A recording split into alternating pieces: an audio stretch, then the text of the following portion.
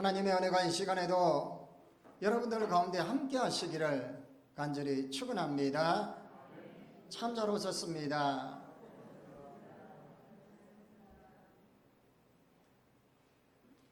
요즘은 세상이 참 어지럽습니다.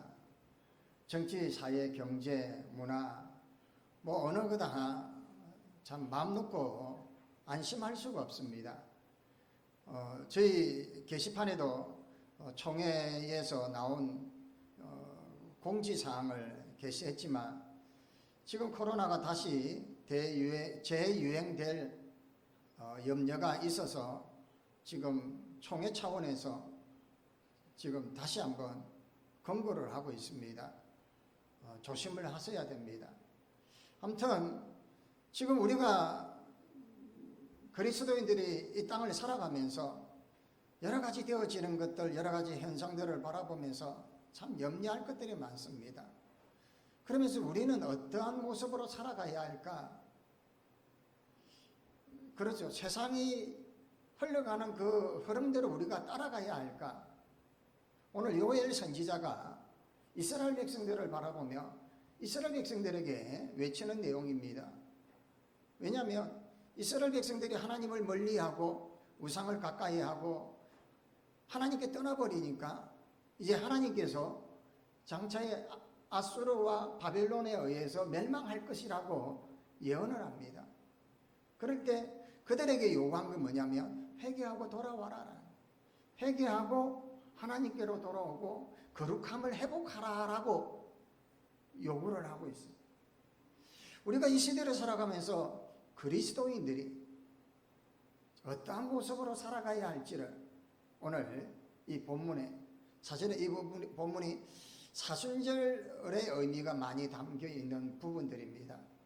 그래서 우리가 사순절이라면 테살코스테 40일간의 기념이라는 뜻입니다. 테살코스테라는 원어인데 40일간을 기념한다. 이 말은 뭐냐면 주님이 부활하신 그 기점을 역산해서 주일을 빼고 40일을 이야기하는 거예요. 그 기간 동안 주님의 고난, 부활 이것을 묵상하면서 경건하게 보내자 하는 것을 사순절이라고 해요. 우리가 말씀했지만 그럼 이 시대를 살아가면서 사순절적인 어떤 마인드를 가지고 좀 살아야 되지 않겠느냐. 사순절은 크게 두 가지의 흐름을 가지고 있어요. 하나는 절제, 하나는 기도입니다. 사순절 기간 동안에 저녁에 한 끼만 먹습니다. 아이고 그러면 여러분 큰일 나겠죠. 어째 한 끼만 먹소. 한 끼만 드시고 생선도 육류도 아니면 우유나 달걀 이런 것 섞인 음식들도 자중하는 거예요. 사순절 기간이 그래요. 우리 3월, 4월에 사순절을 했잖아요. 그리고 연근이나 오락이나 무용이나 아니면 이런 육체의 즐거움을 절제하는 기간이 사순절 기간이었어요. 심지어 화려한 옷도 입지 않았어요. 더더욱이나 예배를 더더욱 많이 드렸고 기도하기를 권장했던 게 바로 사순절 기간이었어요. 그래서 이 절제라는 의미는 뭐냐면 알맞게 조절하는 거예요. 내가 수박을 한 사발, 두 사발 먹으면 배탈이 나갈 것 같으니까 절제를 해야 돼요. 그렇죠? 딱 한 그릇 먹으면 배탈이 안 나더라 하면 그걸 딱 한 그릇만 먹을 알맞게 조절하는 것을 절제라는 거예요. 내가 TV를 많이 보고 오락을 많이 하고 내가 게임을 많이 하고 스마트폰, 카톡 여러분 밤 9시 넘어서 까똑까똑 보내시는 분들은 약간 이 매너가 조금 부족한 분들 아침 일찍 한 7시, 8시에 카톡 이전에도 보내면 조금은 자중하셔야 되는 거예요. 이게 모든 게 절제라는 거예요. 알맞게 조종할 줄 알아야 돼. 아멘 좀 하소. 괜히 그냥 생뚱맞게 새벽에 까똑까똑 갖고 잠 깨우지 마십시오. 그건 매너가 아닙니다. 절제라는 것은 바로 그런 거예요. 우리가 사순절이 주님의 고난과 주님의 죽으심과 주님의 부활하심을 기념하는 경건함의 삶. 그래서 사실은 이 혼탁한 이 시대를 살아가면서 우리가 사순절의 의미를 왜 묵상해야 되느냐? 우리는 세상하고는 달라야 되는 거예요. 세상 사람들하고는 다른 사람들이에요. 왜? 하나님의 자녀이고 아멘입니까? 하나님의 거룩한 백성인 거예요. 그러니까 우리는 달라야 할 모습을 보여줄 수 있어요. 하나님과 영적 교제함이 있어야 되는 거예요. 그래서 이 절제함 때문에 컴퓨터도 스마트폰도 오락도 게임도 TV 시스템도 여러분 까똑도 절제하셔야 되는 거예요. 그렇게 하면서 하나님과 영적으로 교제함을 더 친밀하게 가져야 되는 거예요. 그 다음이 바로 기도. 사순절은 절제와 기도. 기도는 뭐 설명할 필요가 없잖아요. 하나님 앞에 가까이 가고 하나님의 음성을 듣고 세상에 어떤 잡다한 소리 들으려고 하지 마십시오. 그건 다 변하는 거예요. 뭐가 어떻다 카더라 해도 지나면 또 변하더라는 거예요. 코피가 좋다더라 하루에 몇 잔 마시라 변하더라고요. 또 우유 뭐 많이 마시라 그러면 뭐 아니다 또 변하더라. 하지만 하나님 앞에 나아가서 기도하면요, 하나님 주시는 그 은혜는요 영원하고 변하지도 않고요, 우리의 영혼을 소생케 하는 능력이 있는 줄 믿습니다.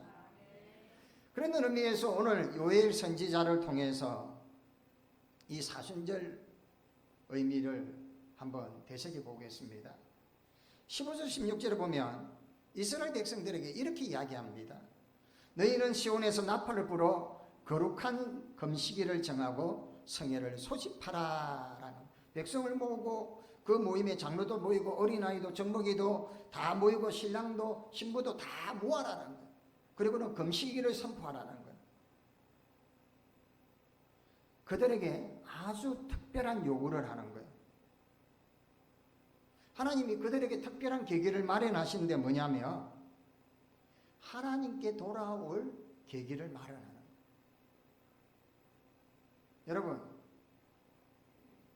저는 별을 몰아봐서 알지만요, 별은 늘 이 나침반을 봐야 돼요. 그런데 이 지침을 보지 않고 그냥 몰고 가면 이 조류라는 게 있고 바람이라는 게 있어요. 그냥 사방에 아무것도 섬도 안 보이면 그냥 키만 딱 잡고 그냥 가면 정확한 방향으로 가느냐? 그렇지 않습니다. 세상의 흐름에 밀려가는 거예요. 탕류에 밀려가고, 우리의 신앙인들도요, 정확하게 말씀을 펴도록 지침을 보고 가지 않으면 지금 내가 잘 가고 있겠지 하다가는 엄한 대로 가버려요. 그냥 세상이 따라가는 대로 유행 따라가고 그들의 문화 따라가고, 세상 사람들이 소대나시 입고 예배 드린다고 한들 우리가 소대나시 입고 예배 드려야 되겠습니까? 그거는 아닙니다. 하나님 앞에 거룩하게 구별되게 성별되게 정말 정결하게 아름다운 모습으로 예배를 해야죠. 세상 사람들이 그냥 껌짝짝 씹고 그냥 짝다리하고 그냥 막 팔짱 끼고 한다고 해서 우리도 예배 드릴 때 팔짱 끼고 그렇게 하느냐? 아니죠. 우리는 하나님을 아버지로 모시고, 할렐루야, 하나님을 내 주인으로 모시고 내 왕으로 모시기 때문에 내가 엎드려 하나님 앞에 경배하고, 하나님은 주인이고 나는 종이에요. 그러니 당연하게 자세가 달라야죠. 하나님 뭐 이러는데 아니죠. 그거 아니죠. 그래서 하나님께서 이 요엘 선지자들을 통해서 우리에게 사순절의 의미 뭐냐면 그 첫 번째가 우리에게 이 시대를 살아가면서 이 시대가 지금 흉흉해요. 사건 사고도 많고 일본에 보니까 전 총리가 피격당했고 뭐 전쟁의 소리는 더 지금 가속되고 있고 핵무기는 만들고 있고 지금 불안해요. 그럴 때 우리에게 요구하는 게 뭐냐는 거예요. 이제라도 회개하라는 거예요. 아이고 이제 늦었어가 아니라 지금 깨달은 지금 here and now 지금 내가 말씀을 듣고 깨달아지고 변화되어지면 지금이라도 이제라도 회개하라는 12절에 여호와의 말씀에 너희는 이제라도 금식하고 울며 애통하고 마음을 다하여 내게 돌아오라. 하나님께서 보실 때 당시 이스라엘 백성들은요 하나님 앞에 통곡하고 막 눈물 뿌려도 될까 말까 할 정도로 죄가 많았어요. 심지어 장로들이 제사장들이 정말 하나님 앞에 눈물로 부르짖고 기도하고 중보 기도해도 될까 말까 할 정도로 죄가 엄청나게 깊었다. 그런데 그들은 하나님 앞에 부끄러운 줄 모르고 제가 얼마나 지금 중다한지 얼마나 자기들이 지금 하나님으로부터 멀어져 버렸는지를 깨달지도 못하고 듣지도 못하는 거예요. 그래서 하나님은 나의 죄를 이제라도 깨달고 하나님 앞에 회개하라. 여러분 지금 이 시점에서 하나님 내가 무엇이 문제일까요? 우리는 볼 수 있어야 합니다. 하나님 왜 이렇게 되고 왜 이런 상황이 되고 하나님 왜 이럴까요? 이 나라가 왜 이럴까요? 여러분 정치를 믿습니까? 저는 정치 안 믿습니다. 하나님을 믿죠. 저는 사람 안 믿습니다. 하나님을 믿죠. 여러분 정치인들은요 실망시킬 수 있어요. 하지만 하나님은 실망 안 시킵니다. 하나님은 한 번도 우리를 실망시킨 적이 없으시고요. 언제나 공평하시고 언제나 우리에게 평강의 능력으로 우리에게 은혜를 나려주시는 분이 하나님이세요. 그래서 우리는 내가 얼마나 하나님 앞에 부족하고 죄인인지를 여러분 베드로가 밤새도록 고기를 잡았는데 잡지 못하고 이제 그물을 아침에 씻고 있습니다. 예수님이 베드로에게 와서는 이러죠. 깊은 데로 가서 그물을 내려서 고기를 잡아라. 내가 이 말을 들으면 참 저도 따졌겠어요. 주님 이제 막 밤새도록 하고 지금 피곤한데 이게 뭡니까? 흔히들 똑똑한 사람들 그러죠. 여기 몇 분 계시죠? 없습니까? 아, 예, 할렐루야. 아마 저는 그랬을 것 같아요. 밤새도록 했는데 못 잡았는데 그물 지금 다 해가지고 또 저녁에 고기를 잡아야 되는데 지금 밝은 대낮에 그물을 깊은 데 고기가 어디 있습니까? 없어요. 근데 그물을 내리라는 거예요. 하지만 선생님 우리가 밤이 새도록 수고를 하여 잡지는 못하였지만 말씀을 의지하여 내가 그물을 내리리다 하고 그물을 내렸어요. 그물이 찢어질 정도로 고기가 들어차게 된 거예요. 할렐루야. 그리고 다른 배를 불러서 고기를 배에 실으면서 베드로가 주여 나를 떠나소서 나는 죄인입니다. 여러분 이게 변화의 시점이 있어요. 회개하는 시점이 있어요. 뭐냐면 내 생각, 내 방법, 내 고집, 내 주장이었지만 하나님이 그게 아니라는 것을 깨닫게 하시면 주여 제가 잘못했습니다. 제 생각이 잘못되었고 제 방법이 잘못되었고 제 믿음이 지금 잘못되었습니다라고 회개할 수 있어야 돼요. 베드로가 그렇게 하였기 때문에 수제자로서 하나님이 사용하신 줄 믿습니다. 사람은요, 다 잘되면 잊어버려요. 자신의 공로로 생각하고 교만합니다. 우리 민족도 그래요. 지금 세계적으로 좀 우리나라가 지금 유명하잖아요. 지금 우리 민족들이 지금 잊어가고 있어요. 어떻게 해서 이 나라가 지금 제대로 서갈 수 있었는지. 많은 순교자들의 피와 눈물이 있었고 그들이 희생이 있었기에 이 나라가 지금 건재할 수 있던 것이죠.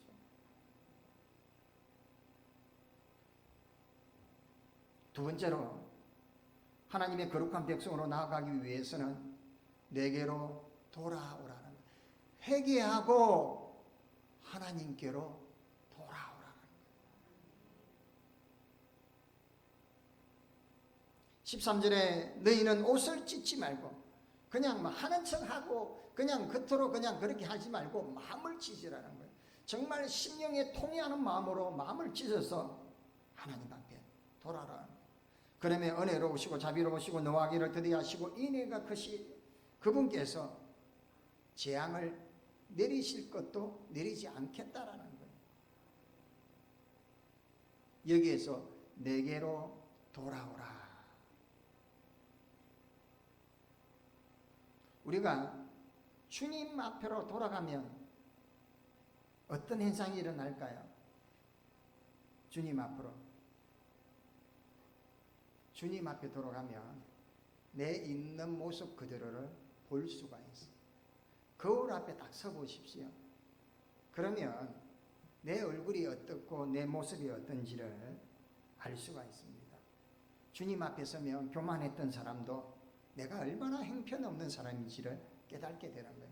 주님 앞에 서면 위선을 떨던 사람도 하나님 앞에 내가 죄인인 것을 깨닫게 되는 거예요.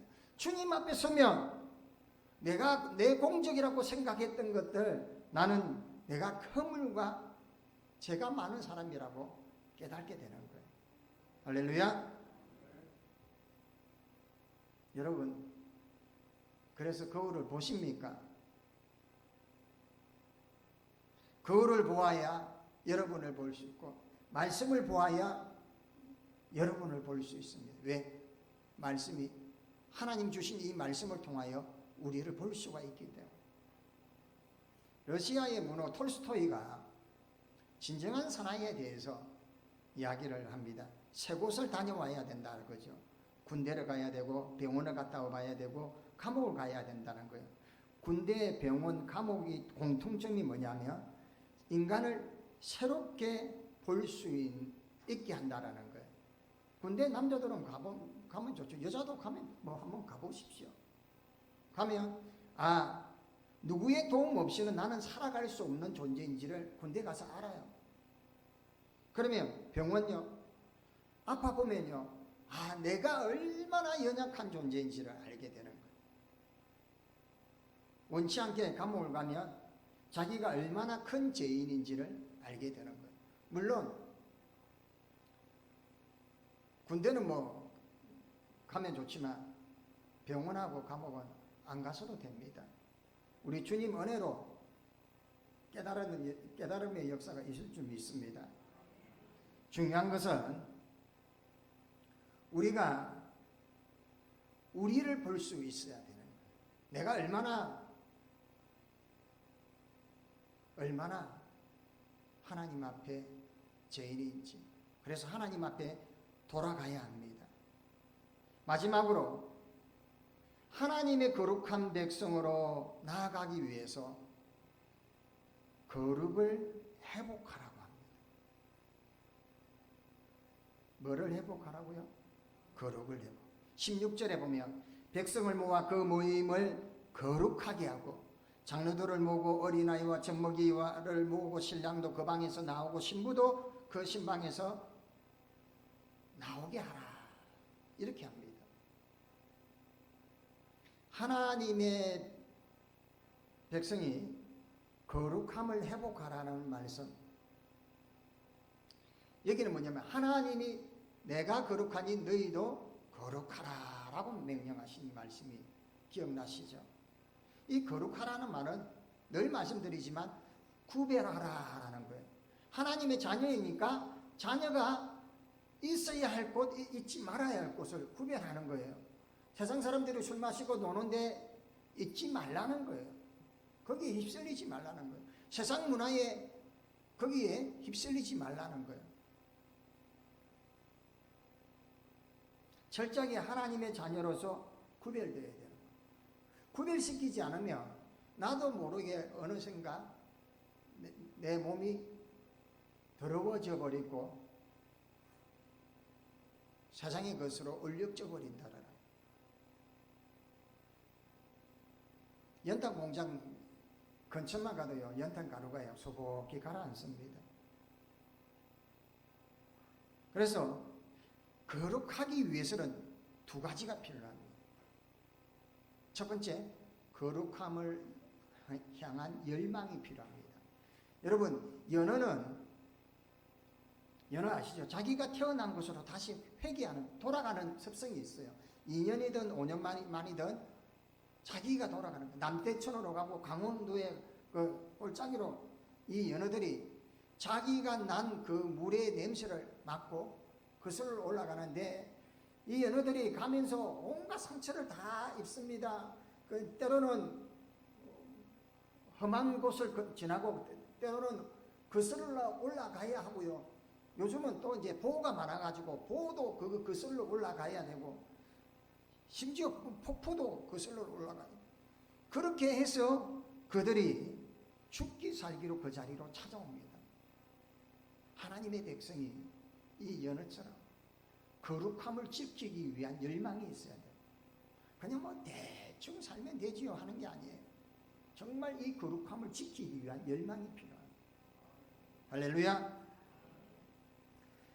그리고는 우리가 이 거룩함을 지키기 위한 열망과 또 한 가지가 뭐냐면 거룩한 삶을 위한 용기가 필요합니다. 여러분, 믿음으로 산다는 게 쉽지가 않습니다. 적당히 살 수도 없습니다. 그래서 어떻게 합니까? 하나님 자녀로서 하나님 앞에 예 아니면 노예예요. 그러니까 세상 사람들이 유혹해요. 노해야 돼요. 맞죠? 세상이 우리를 유혹하면 노해야 돼요. 예배보다 다른 것을 이야기하면 노해야 되는, 하나님보다 다른 것을 이야기하면 노해야 되는, 기도하고 말씀 앞에 서고 하나님 앞에 순종하는 것이라면 예스라고 해야 돼요. 그러니까 뭐 죄의 자리에 나아가는 것에 유혹이 온다면 노라고 단호하게 해야 돼요. 아니 뭐 얘도 하고 쟤도 하고 왜 나는 못하느냐고. 똑같은 게 아니에요. 우리는 하나님의 자녀고 하나님께서 우리를 구별하고 성별시켜 주신 아주 특별한 사람들이에요. 자울을 보시면서 당신은 특별한 사람입니다. 자울을 보시면서 안 하면 집에 가서 100번 하라고 합니다. 당신은 특별한 사람이에요. 그렇기 때문에 정말 우리는 기억해야 합니다. 오늘 거룩에 대한 열망을 가지고 그냥 대충 사는 것이 아니라 정말 뜨거운 열정과 열망을 가지고 하나님 앞에 나아갈 수 있어야 됩니다. 그러기 위해서는 용기도 필요합니다. 거룩은 용기 없이는 이루어질 수가 없습니다. 그래서 하나님의 자녀들이 이제는 이 시대를 살아가며 이 혼탁한 시대를 살아가며 우리가 사순절의 의미를 생각하면서 정말 하나님 앞에 회개해야 한다. 하나님, 우리가 잘못입니다. 내가 잘못입니다. 라고, 내가 문제이고 나부터 변화되겠습니다. 라고 회개하면서 누구에게로요? 하나님께 나가. 하나님께 나아가서 기도하고 하나님 앞에 나아가서 하나님 앞에 구할 때, 그리고는 잃어버렸던 이 거룩함을 다시 회복할 수 있기를 바랍니다.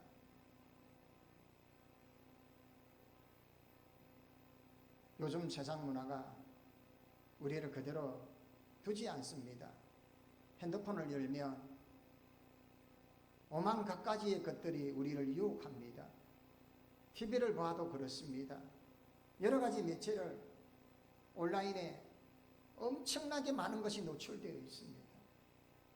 이제 하나님의 거룩한 백성으로 정말 회개하고 하나님 앞에 돌아가고 거룩함을 회복하는 저와 여러분 되시기를 주의 이름으로 간절히 축원합니다. 하나님 아버지 감사합니다. 은혜의 자리, 생명의 자리, 복된 자리로 저들을 이끌어 주시고 저들에게 회개하며 하나님께로 돌아와 거룩을 회복하라 하시니 하나님 아버지 거룩에 향한 열정을 거룩을 향한 이 용기를 허락하여 주시옵소서. 해화교회가 정말 하나님 나라 하나님 뜻을 붙잡고 거룩한 백성으로 나아갈 수 있는 저들 되게 하여 주옵소서. 예수님의 이름으로 기도하옵나이다. 아멘.